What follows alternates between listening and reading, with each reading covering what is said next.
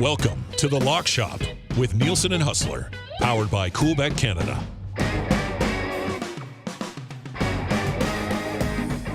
All right, it is 11:03 on game day.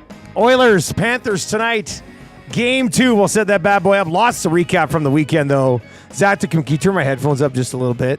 There he is. There's Huss. There he is. Huss, what's up, buddy? I missed you, man. Long time, no talk. I know.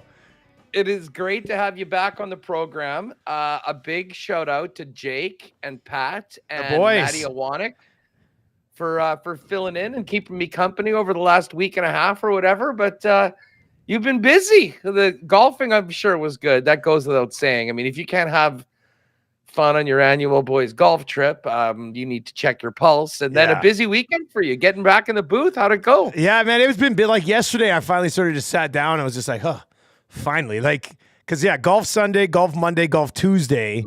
And then the boys stayed, golf twice Wednesday and golf Thursday. I left Wednesday morning to come back, hosted the Elks dinner Thursday night, then drove to Calgary, called that game Friday night, then drove back here after the game that night, then called the Elks game, which had been moved ahead. So that was busy, but it was a good time. Everything was a good time. I mean, I love calling CFL games. I like seeing the group of guys I go with. It was the 40th anniversary. So there's a few old boys in that group and then about 10 or 12 of us younger guys now. So it was good. I get to see all those guys only once a year. So it was a busy 8 days with work and a little bit of fun mixed in, but it was a great time. And we got recap weekend 1 in the Canadian Football League. We got some hockey to talk about. I missed out on just a great golf card that you guys rolled out over the weekend. Big time. And you know what? Pat was so close to getting Morikawa. He was on Colin. I was on Vic. Vic was right there on Saturday afternoon and then shot a 42 on the back 9. That course in Muirfield ate some dudes up. But in a lot of ways, it's probably good prep going into the U.S. Open. But yeah, we had 2 lock shop partner parlays.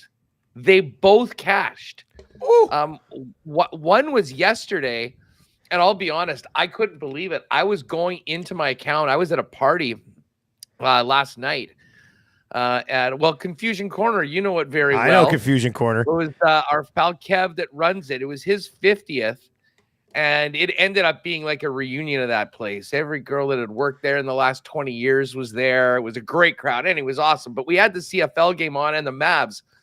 So I'm like, I maybe should get a little sprinkle down on this game. And I pulled up. I'm like, why is there so much money in my account? And I had to go back and realize that Corey Connors had 2 birdies on the back 9, backdoored into the top 20, which got us that one. And I think that one was, I want to say 7-1, 9-1. I'll check right away. And then we also had a 12-1 round 1 matchup parlay that I'll be honest and hand up. I had mixed up who was going against who, and I didn't realize that we had won. And then I'm not sure whether it was marked or it just hadn't gone through, but a couple guys said, hey, this one won, didn't it? And then sure enough, I mean, the best customer service in the business, by about 10 minutes, that thing was rectified to make sure it was right. So everyone was pumped. Greggy's golf special won again. I think he's now maybe 3 tournaments in a row at least. He had 2 that won one as well 1 week. So anyways, we're coming off the best golf lock shop in a long, long time, heading into Wednesday, major time U.S. Open. So it was awesome. Listen, we'll get to CFL, I know, and some of the other things, but quite clear what the big story is around your parts. Game 2 right now. How was I think it was good that you had the day off after the game for everyone just to sort of settle down a little bit. I'll tell you this before I even ask you, and I tweeted this out after the game. I was very torn on this series, but I was going to bet it. And I said, you know what? With the way that the line has gone, I think there's great value in the Oilers. Could the Panthers win? Absolutely. So could the Oilers. It was up. I checked half an hour before the game, and we'd been watching how it started at plus 105, plus 110. was like plus 119, plus 120. Most of the days we did shows last week, it was plus 125 right before the game. Okay. For the series.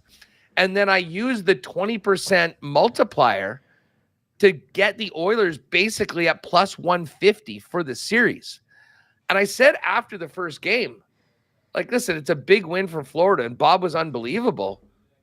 But I actually think I feel better about my bet having watched game one go the way that it did than I did when I was making it. I think the Oilers are very live in this series.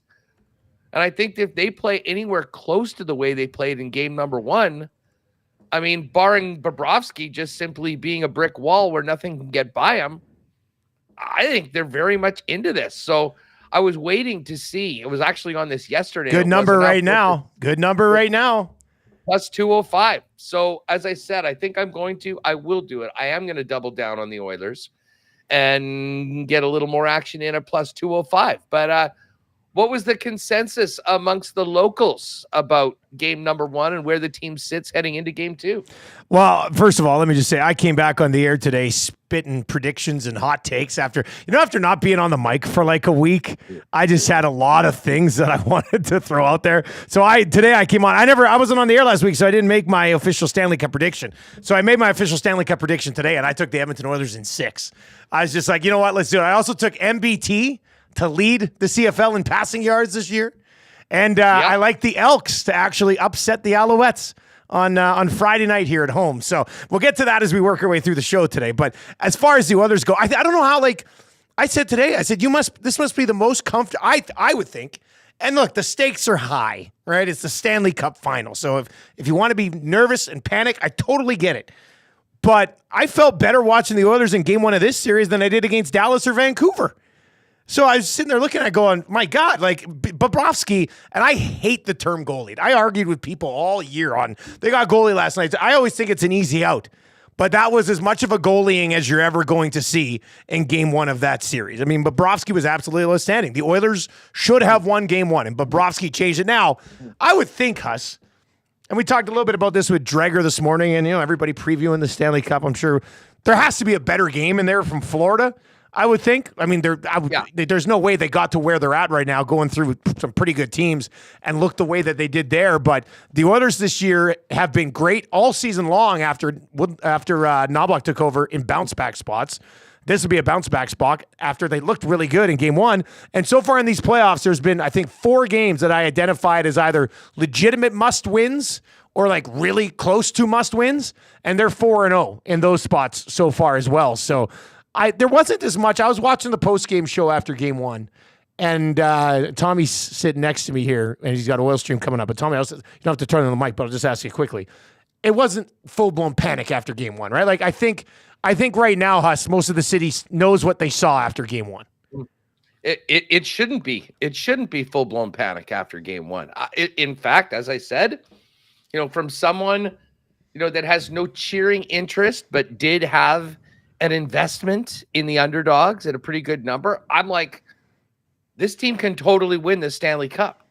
And if it had gone the other way and the Panthers had just absolutely brought it to the Oilers for the entire game and, had won going away, thought, oh, well, whatever. We got a good number. You can still hang in. It could be a series. This was a game that the Oilers probably win. Like, I rarely do I go to the deserve to win-o-meter.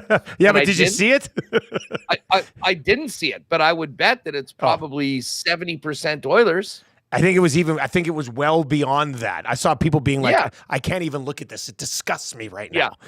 So, I mean, it's just, it does torment you when you are on the other end. But again, this is a 7-game series. This wasn't just a 1-gamer. And I think the Oilers are going to have a lot of confidence coming into tonight's game.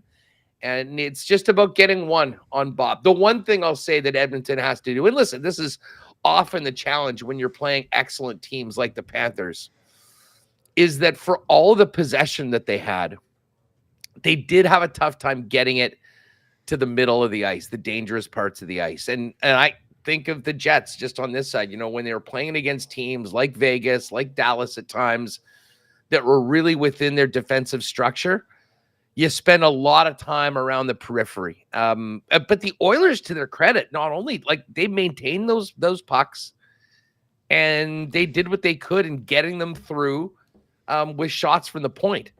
One nice deflection, one something could have changed that entire game. But I thought they were the better team. I thought they controlled the play. Listen, Florida was awesome, making the most of their opportunities.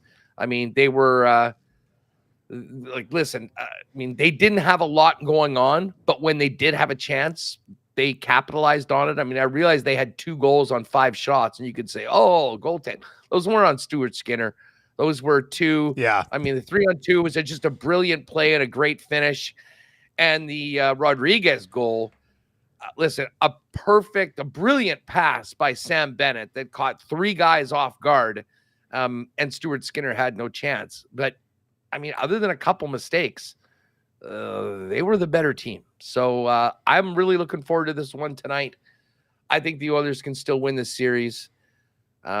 But I would say winning tonight is a big, big part of that, because coming back down 2-0, even though you've played well, like, I don't know how much home ice is really going to matter a lot in this series. So there's no guarantees you get them done at home. Make sure you get it to 1-1 tonight. So, and you can see, I mean, the Oilers, this is plus 115. Yeah. I mean, not a massive underdog in this game. No, we made that our Coolbet hotline of the day on the Nielsen show this morning, the plus 115. Looked into some player props as well. Have put together a little EST parlay if you want to hop on that. And we'll continue to talk about this game here. If you have any, I see over in the nasty chat, Pete Greggy's over there saying, hey, what about a little nasty chat parlay today? And I see some of the suggestions already rolling in over there. So if you are watching on YouTube today, if you are new and you've not put together the a nasty chat parlay yet, just your suggestions for bets that you'd like to throw out there tonight. Spency 5 cents, he's already in and says, for the parlay, I like Hyman over 2.5 shots tonight. And Paul says the win-o-meter was like 95% for the Oilers in that hockey game. So tough one to let slip away. We'll see what they bounce back with tonight. We'll see what the Florida Panthers bring as far as a better game goes. I'll be very interested to see if tonight is a similar sort of story. Maybe the Oilers win like a tight 2-1 game, and Bobrovsky's good, but they find a way to get to him, and they outshoot him 35-20 again. That changes the whole conversation coming back to Edmonton, right? It's like if they go and pepper him twice in Florida, I think you got to be in a really good spot in that situation. And listen, I mean, I kind of think that they have the opportunity to sort of flip. Like, think about Dallas. Like, they won game number 1. And then I thought they were the better team in game number 2 and just didn't capitalize on some opportunities and came back 1-1. If they're able to win this game tonight, you'll certainly be able to make that argument about game number 1. And then Florida might feel a little fortunate they're 1-1. But the bottom line is you get home ice back. You stay on that path to potentially have an opportunity to win a game at home in a game 6 if you can get the win. So, listen, bring it on tonight. This should be a good one. And so Cody Ceci out. Cody Ceci out. Desharnais is going to slide back in. Has he been healthy scratched at any point this season? No, I don't think. I think I saw Jim Matheson say that Cody Ceci has never been healthy scratched as an Edmonton Oiler. So it's happening tonight. We talked about it this morning, and it's funny because earlier in the playoffs, there's been 2 occasions. I can't remember, but I remember saying, hey, that's the second time this has happened, where like you look at it and you go, well, this is the move that has to be made, but I don't know if Knobloch will do that. And the other 2 times he actually did it. I was like, wow. So all morning long, everybody's texting in and being like, because Drager on our show this morning at 7:00 Edmonton time basically told us Desharnais going in. He's like, I've got it on really good authority that Desharnais sliding in. Not sure if it'll be 11-7 or who will come out. So then obviously the conversation starts. Well, it's got to be Ceci. It's got to be Ceci. It's got to be Ceci. Ceci's never, ever been healthy scratched by the Edmonton Oilers. And Knobloch tonight, apparently, Ceci's out, Desharnais in, and Broberg stays in as well. And I do like Desharnais. I mean, look, Florida, and I don't think they have to. I don't think they will all of a sudden, like, become more physical. Like, look what they managed to do last game with Florida running around. I think Desharnais is better suited to take that beating that Florida is going to try to put on you and give a little bit of it back to you. So it doesn't surprise me. Nurse and CC went together, worst D pairing in the National Hockey League playoffs. I mean, it's that simple, which is why I was a little bit surprised he went back to him in game 1, but he gave him one more crack, and apparently that might be the last one for those 2 guys together. The funny thing about it is that in the big picture of that game, like, I didn't think that they were terrible. I mean, it was the one goal that everyone's looking at that they were sort of caught flat-footed that went in. And again, and they were out there for the first goal too, but I don't really hang it on them, either of them. I mean, Hyman let his guy get in. Hyman failed on the back check, right? Nurse went over, Cece came over. The guy that Hyman's supposed to pick up, he didn't pick up, and that's the guy who ended up scoring, right? 9-7 was in there as well. I mean, Connor had a pretty nice view. And let's face it, with the wheels that he has, I'm telling you right now, if that's game 6 or something like that, McDavid catches the guy and prevents it from happening beforehand. So, hey, it was early. It is one game. But I thought they showed a lot. Like, they are ready to go with this Florida Panthers team. And they weren't taking the Panthers shit that they always throw on in the third period as well, which I thought was a very positive development. And I tell you what, getting a big guy like Desharnais in, I think also, might help with that, as long as he can handle his business, doing what he needs to do first. And that's, play a regular shift and, not make any mistakes. And I'll tell you what, Evander, I know he didn't skate this morning. He spoke with McDavid today, though, and he's going to go. And he's a guy that I think can really be an X factor in this series. And, he's certainly ready to mix it up with the Bennetts of the world. But if he could also add a little bit offensively, I think that would really be a boost for Edmonton right now. So, as they say, game on tonight. What did you say the exclusive was again? EST parlay is sitting here at plus 475. Oilers to win, McDavid over 1.5 points, and a Zach Hyman goal. That's it. So plus 475, I think, for McDavid to get a couple of points, Hyman to score. Hyman had a great chance on the power play game 1 and did the right thing. Like everybody's saying, got to get it up, got to get it up, got to get it up. Just don't have to get it up that much. I mean, he had him, and he led slip away. So I love a Hyman goal tonight. And then, if Hyman's going to score, odds are McDavid's in on that. Then he just needs one more point and the Oilers to win. And it's plus 475, which is, I think, one of the nicest numbers that we've had for not asking for a ton from the Oilers to hit this parlay tonight. That play right in front of the net on the power play where he took it and he was going one way and then he took it back the other way. That's the Gabe Vilardi move. And Vilardi did that probably 10 times this year. And he just put it over. And then there were the 2 breakaways. Henrique was one of them, and was Nuge was the other one, yeah. And Nuge, both those guys had the move. They just couldn't elevate the puck. They couldn't get it up. The funny thing with Nuge is that for the last 10 years, when he gets in on a breakaway, he usually shoots low blocker. And he decided to try to go backhand and just couldn't get it over the path. Bobrovsky was sensational. Like, he was awesome. Like, when he's on, man, he's got to be the most unbeatable goalie in the entire league. Like, when he is on, he is on. And he just makes it look so damn easy. So we'll see how it plays out tonight. I would think, Huss, where are you at on the total in game 2 tonight? Sitting at 5.5 again. Another under coming?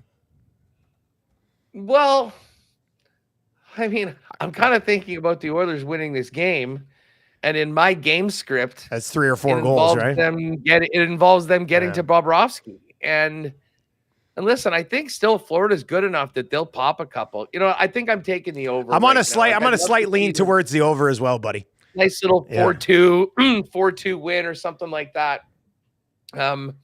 So I think that is where I'd go. Minus 107 to the over 5.5, minus 114 to the under. And I do see this line has moved, actually, just as we've been talking about it. Maybe a couple more bets on the Oilers, because the Oilers went from plus 115 to plus 110. Panthers right now at minus 129. I do see Rod Z in the chat, and I always love to see what Rod's cooking up. Rod's on a Leon goal tonight, plus 156. Draisaitl. And he was not shy of going to the nuclear option, even in the first period when they were trying to get one at the end. I don't mind that, Rod. I think I might grab a little piece of 29 to light the lamp tonight as well. It's not very often you look at the will or will not scores, like the goals, and see Leon Draisaitl and 3 guys with better odds than him to score. Yeah. Right? Hyman's at plus 112. Reinhardt's at plus 141.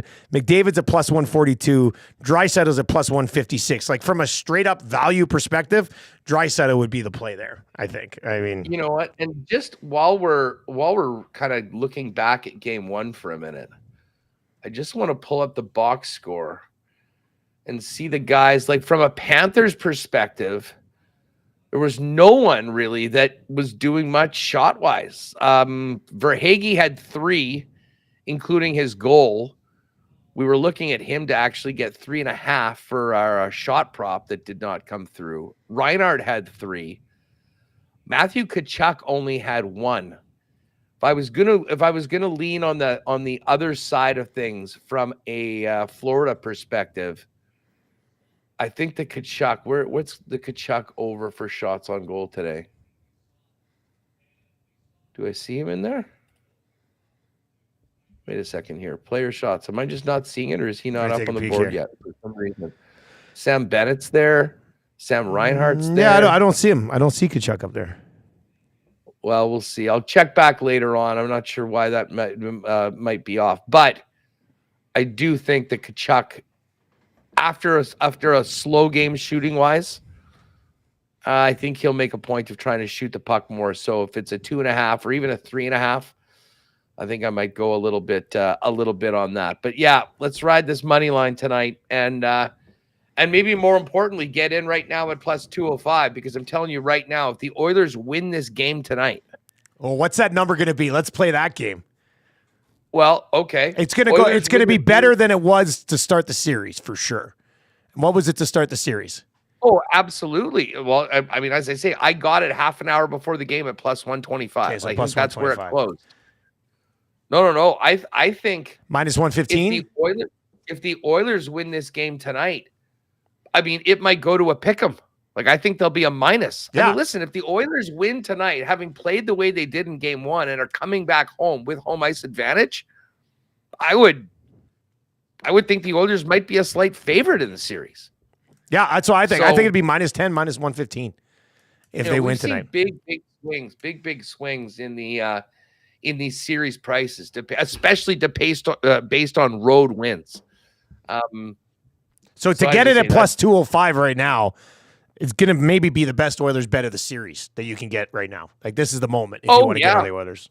Well, and to be honest, I think that considering they were plus 125, like and I see it's gone down. We're literally betting this thing down as we talk about it on the lock job. It's now gone from plus 205 to plus 195. Ooh. But I mean, listen, if they win and they're coming back at 1-1, having played the way they did, probably deserving game number 1, listen, there'll be a lot of people jumping on Edmonton, and I do think, I mean, it might end up being sort of the old minus 120 and even money on the other side. So if you have faith in the Oilers, this is the time to jump on that series price. I'm going to do it right now before anything else gets. Yeah, I got it at 205.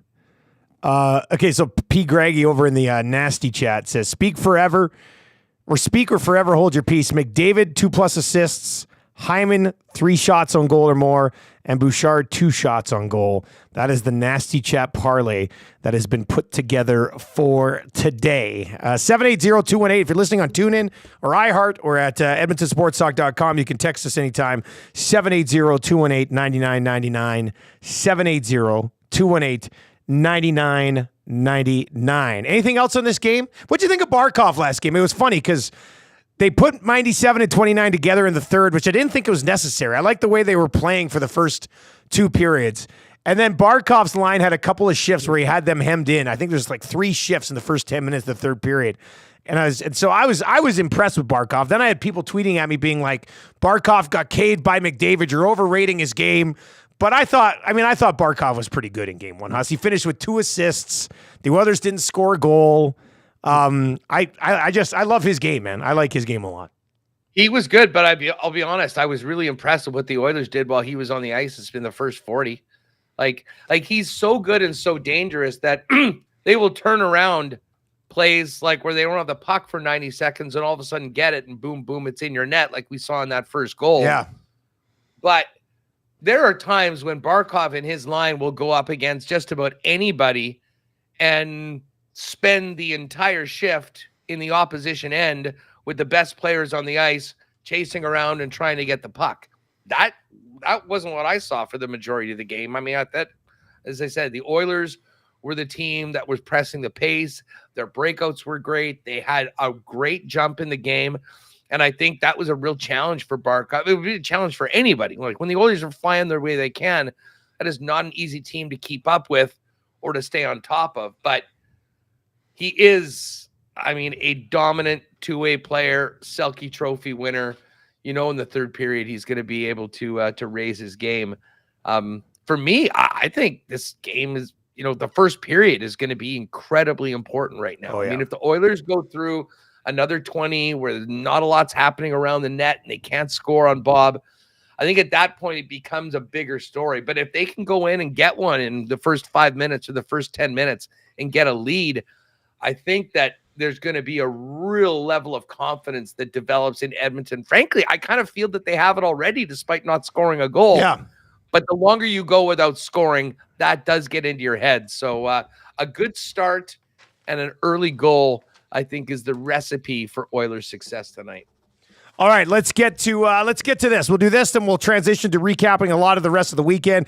Maybe it's some NBA Finals. Definitely want to talk some CFL. If you have any thoughts or picks or comments on Game 2 tonight of the Stanley Cup Final, hit us up in the nasty chat. Of course, you can text us at 780-218-9999, which is where you'll want to text us right now. We're going to give you the keyword for the $100,000 hole-in-one swing to wing with EST, brought to you by our great partners over at Golf Town. Swing big this Father's Day and find daddy yourself the perfect gift. Golf Town, save big with huge deals on TaylorMade, in-store and online, now all the way up until today. Don't miss their top deals like TaylorMade Sim 2 driver and 24 prior gen TP5 golf balls. This Father's Day, give the gift of golf. Visit them in-store or at golftown.com for more details. Some exclusions apply. Golf Town, your ultimate destination for Father's Day gifts. Here's what we got for you today. Your keyword, you'll text this in. Not in the nasty chat. Text this in, and one of you will get drawn. You have a 1 in 4 chance of being our winner tomorrow morning on the Nielson Show and getting a swing at $100,000. Today's keyword is Pendrith. Which works out well here on the Lock Shop, brought to you by Coolbet. Text Pendrith right now to 780-218-9999. Just how it sounds, but let me lay it out for you. Pendrith. Pendrith. Text Pendrith to 780-218-9999. Zach Dickham will grab one of you. And yes, one of you will end up getting your hands on a shot at possibly $100,000, courtesy Edmonton Sports Stock and our partners over at Golf Town. Huss, I think you're ineligible, just so you know. Damn. All right, Huss, let's dive in. Look, you and I are both CFL freaks. We love it. Coming out of the first weekend of the Canadian Football League, we were asked on our show, by the way, we're doing those picks, right? We all submitted our picks to Awanik. You were 1-3, I think. I went 0-4. I was 0-4 against the spread in the opening week. Underdogs, like CFL underdogs, were 4-0 against the spread in week 1. So, like, week 1, every damn year. I know. NFL, CFL, it's the bloodbath. And I remember the same speech going into week 1 of the NFL last year, which I actually think I did okay on for a change, but take it slow, everybody. I know you're all fired up. The football's back. To get on it, just give it a little bit. And this was a perfect example of it in the Canadian Football League.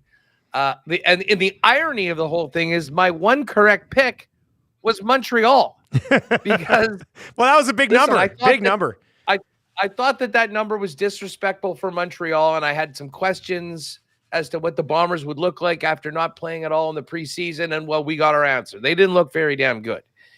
I expect much better from the Bombers in Ottawa on Thursday, but that was a pretty, like, everything else about the night, Dusty, was perfect. Like, the weather was brutal all day. And then all of a sudden around 5:36, the wind died down, the sun came out, and it was a gorgeous night at the park. And I mean, the crowd, I've been talking about this all weekend. If the CFL, whoever is in charge of marketing for the Canadian Football League, what you need to do is set up a drone, and you bring that drone into the stadium and just run it over the north end stands of Princess Auto Stadium at a Bomber game, and then play that elsewhere. Like, dude, I'm telling you, from the 20 to 30 somethings that were there at that game on Thursday night, that were having a hell of a time, that's the dream of like every Canadian football team right now. And listen, I know the Bombers have been really good for a number of years. People weren't jumping off the bridge after the game. The game itself was a little underwhelming, but I think everyone had a freaking awesome time at Princess Auto Stadium right now. And it was, let's just say that if the visions that you would get from those shots would look great on television. It's a very good-looking crowd of a lot of people there having a really good time. So as disappointing as the performance of the Bombers was on the field, everything else with 30,000 at the stadium on a game where I think a lot of people sort of like, oh, how's it going to be? Because it was like 14 throughout the day, raining and windy. And then it turned out to be this glorious night. So it was in the stands, the Bombers are still setting the bar. On the field, not so much. Let me hit you because we had the Flatlanders Beer Festival here on Friday night, which I was not going to miss.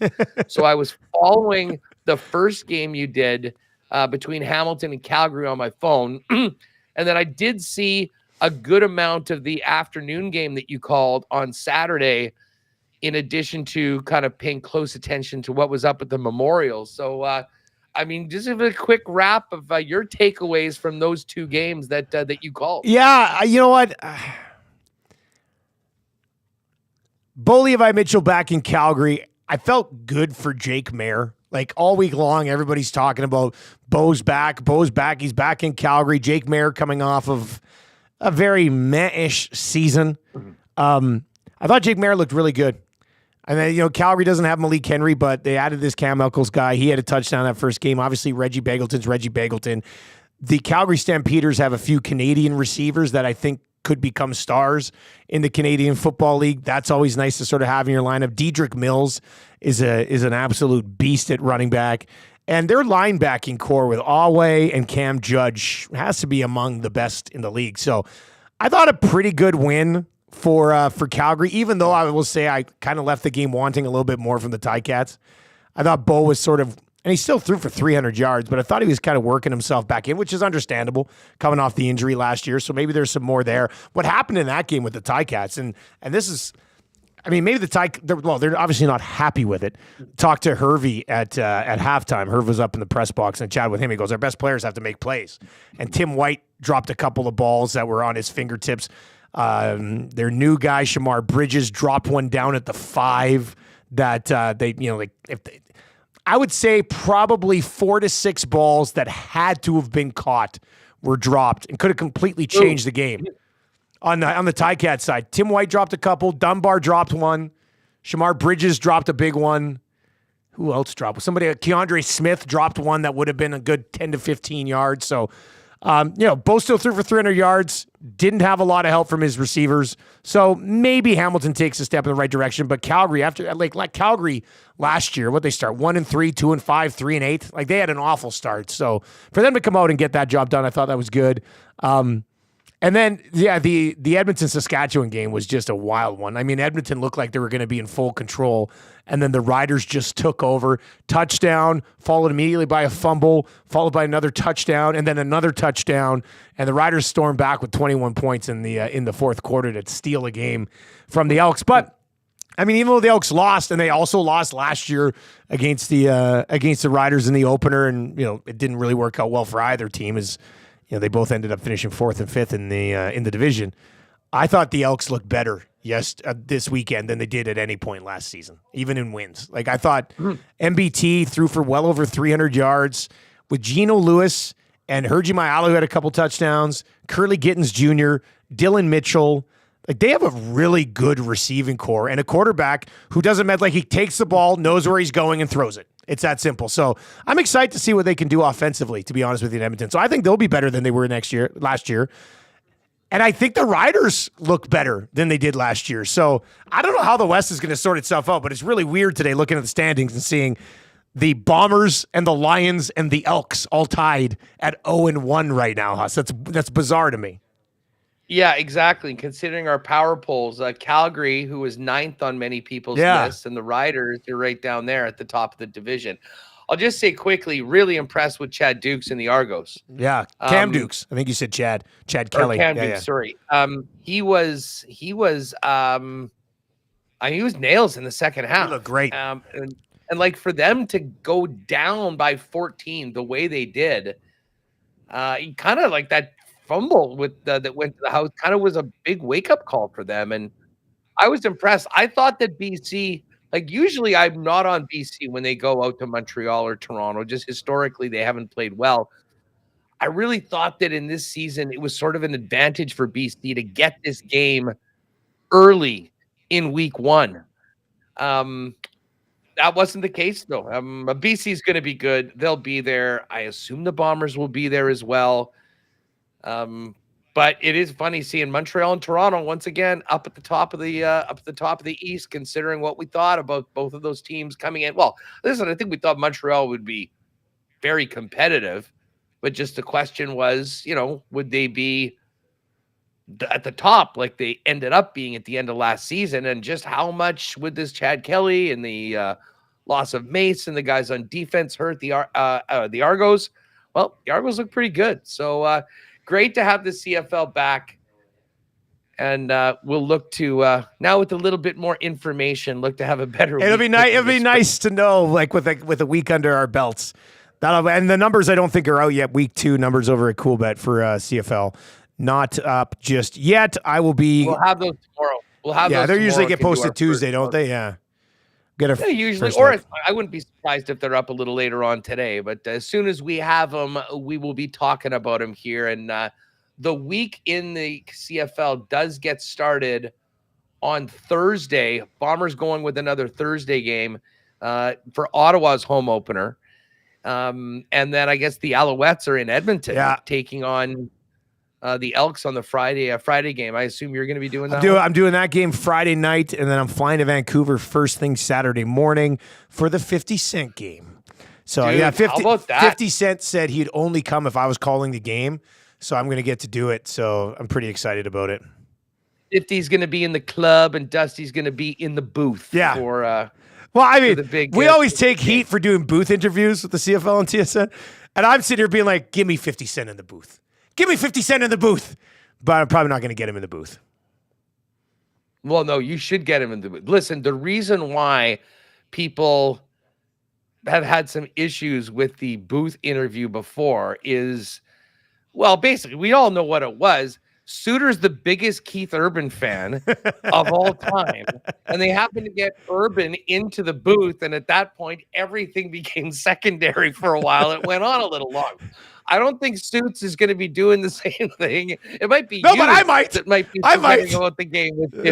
Yeah. But that would be pretty cool. And listen, I got to just applaud Amar Doman, the job that they've done in BC, revitalizing that team, that organization. Who they have? Imagine Dragons last year at the opening game. Last year, the opener, I thought they had whoever sang that song from Top Gun. It was a real popular song. Any Loggins? no, the new Top Gun. But 50 Cent's moving the needle. I already, like, I was talking to this on my show last week or 2 weeks ago, I guess now. Like, they bring in 50 Cent, sells 50,000 tickets, and people still bitch. Well, they're only going to watch the game because 50 Cent's there. But if you don't do anything and don't try to draw people to the stadium, people still bitch. It's like you can't win for some reason. Like, just enjoy the fact that 50,000 people are coming to watch 50 Cent, and 85 to 90% of them are going to stick around and watch what should be a very good football game between the Lions and the Calgary Stampeders. No, for One Republic. One Republic. That's who it was. It was One Republic. Oh, One Republic. Yeah. Okay. I get those guys mixed up with the Imagine Dragons, but not Kenny Loggins. Great Kenny Loggins reference. 50 Cent. Hey, they've done a great job. They're well over 50. It is going to be, I mean, so cool for you to be calling a game in that building with that sort of crowd. Yeah.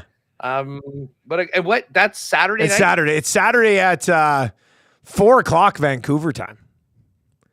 So 6 o'clock Winnipeg time. So yeah, no, I'm looking forward to it. That should be good. And yeah, we'll get a look at the lines and everything in the Canadian Football League tomorrow, and take an early look ahead, and then we'll lock in our picks on Thursday, heading in to the weekend. Obviously, we got the golf action this weekend as well, with the major looming. But Huss, what else from the weekend, man? What else do you want to get to?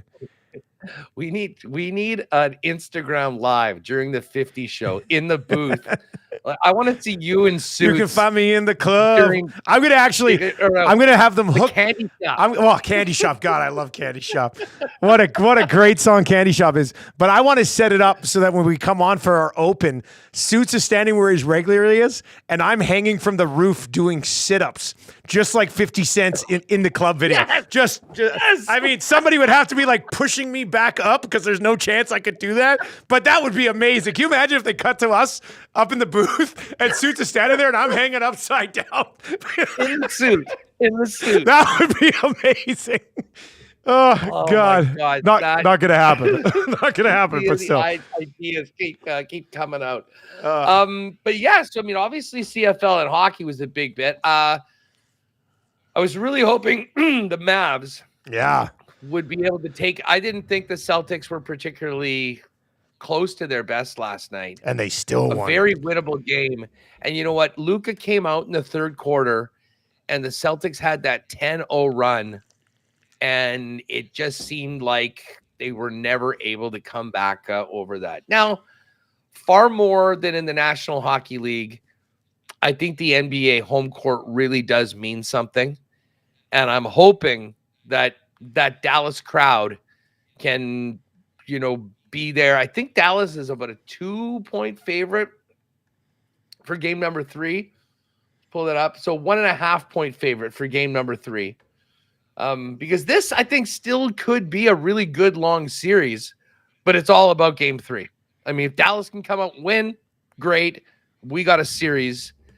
If the Celtics win, it's basically over, and it could be over in 4. So, going to need a little bit more from Luka, but more from the rest of the team, because, in that first half, it sort of was all Luka, and they didn't get a lot of other guys going until well into the third quarter. And at that point, kind of became a little too late. I still think that there's some openings for Dallas to beat the Boston Celtics, but Celtics have certainly been the better team for these first 2 games. Yeah.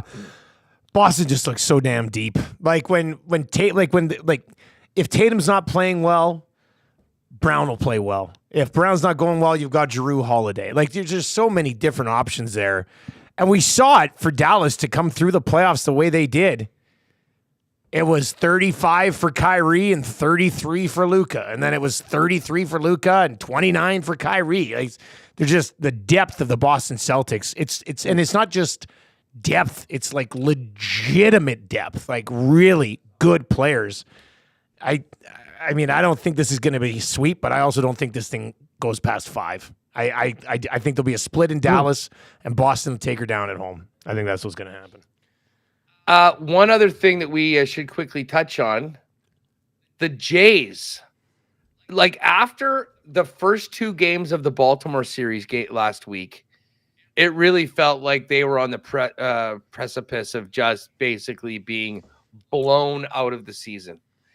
And they came back with that 3-2 win on Wednesday, followed it up with a 6-5 win on Friday, and somehow got out of that series where they were outscored 17-3 in the first 2 games with a split.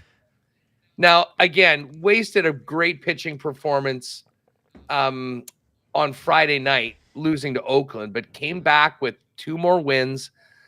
The Jays now, Dusty, 1 game under 500 and 2 games out of a wild card and have made some pretty significant moves as well. I mean, they're still looking to figure out a way to get wins without a fifth starter like they did yesterday. But you bring up the youngster from AAA, Biggio. The Biggio era is over in Toronto. Yeah. He gets DFA'd. So I don't know. There's a huge series right now with Milwaukee.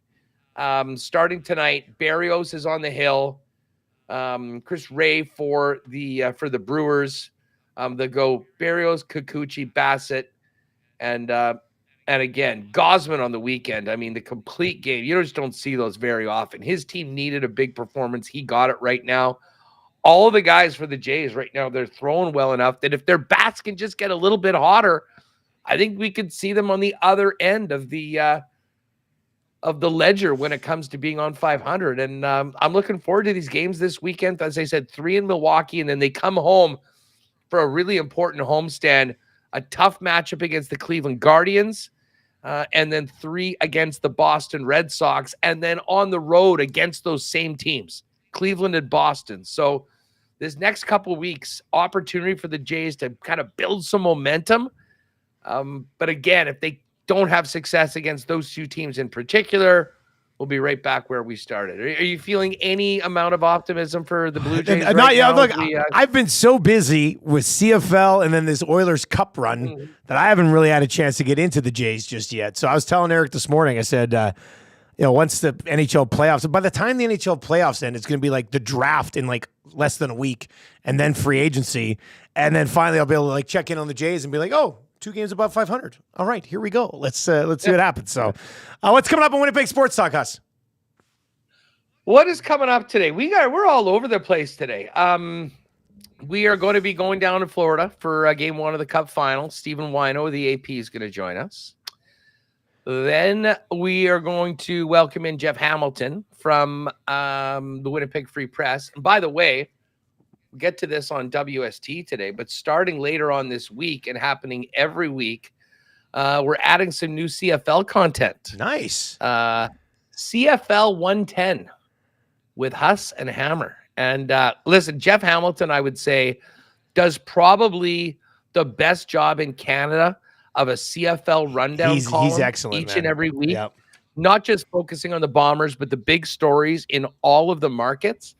And that's in a way going to be a little bit of the blueprint for this program. So I think it's going to normally go Wednesdays on the Winnipeg Sports Talk channel, but we'll tee that up a little bit. And and then Mo Khan in Montreal. I had to get Mo on today. There's so much to get to with him. How was F1 weekend in Montreal? Hell of a race.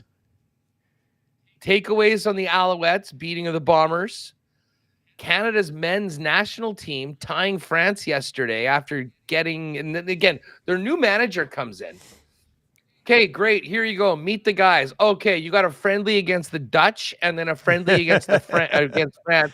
And your next game, that's round 1 of Copa against Messi in Argentina. I mean, Jesse couldn't have come in at a tougher time right now, but I think that was a bit of a confidence building win. So we'll touch on that a little bit, and Mo calls the CEBL as well. So touch on that. So yeah, we're going to be all over the place, and the Sea Bears. So the Sea Bears have Teddy Allen, who was the MVP of the league last year. And then just signed somebody else, right? They just signed the guy that was second in the voting, Justin Wright Foreman. So they're loading up right now. So we'll touch on that with Joey Slats as well. So a packed show coming up, but we will be starting it off with Stephen Wino on the final. So if you want to join us for that, I know Tom, you'd be firing up Oil Stream. And by the way, U.S. Open odds are up right now, everybody. Scottie Scheffler plus 350 favorite. He's just that damn good. Only player other than Tiger to have won Muirfield, the Players, the Memorial, the Players, and the PGA, the Masters in the same year. That list, Tiger Woods, Scottie Scheffler, 5 wins so far this year. I know we're going to get to that on Wednesday, but I always suggest people check the odds right out of the gate. You might see a number that you really like that may change. So but it's Scheffler's world. We're all just living in it. Pretty much. It's crazy. Big day when we get to on. We'll get into it. We'll find some value in Scottie Scheffler on Wednesday for sure. We'll be breaking down Game 2 of the Stanley Cup Final tomorrow here on The Lock Shop. Haas, you have a good show today, buddy. We'll talk soon.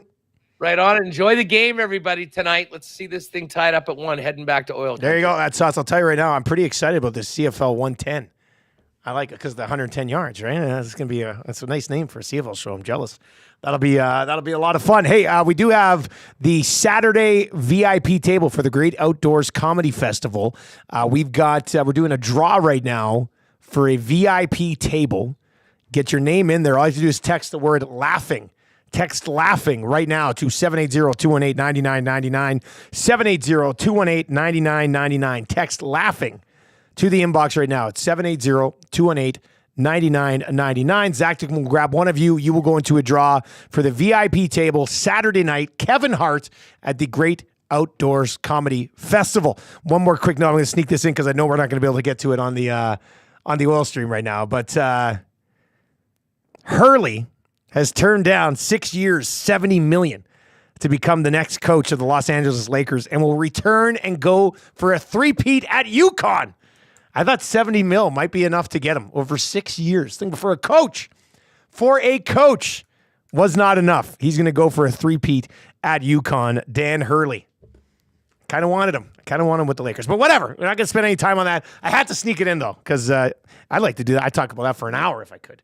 But Tommy's just shaking his head at me. But I would 100% talk about that for quite some time. But we do have a huge game tonight. We'll get into that. Oilers and Panthers, a game day edition of the Oil Stream, locked and loaded, high noon, right here on Edmonton Sports Talk. If you're listening on TuneIn or iHeart or at EdmontonSportsTalk.com, you'll get a small dose of Whale and the Wolf and then the Oil Stream coming up. If you're watching over on YouTube, hammer the thumbs up before you leave. If you're not yet subbed to the channel, please do that as well. We would appreciate it.